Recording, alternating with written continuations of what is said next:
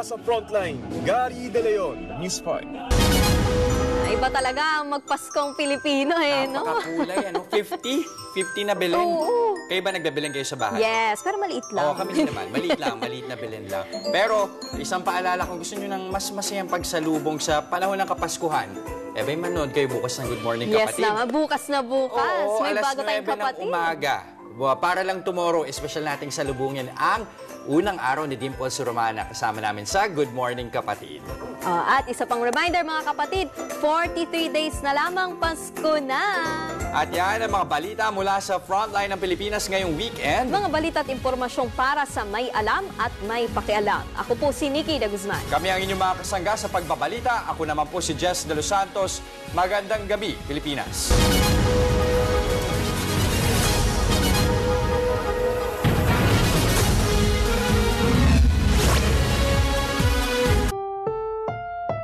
Ang susunod na programa ay rated SPG. Striktong patnubay at gabay ng magulang ang kailangan. Maaaring may masiselang tema, lengguwahe, karahasan, sexual, horror o droga na hindi angkop sa mga bata.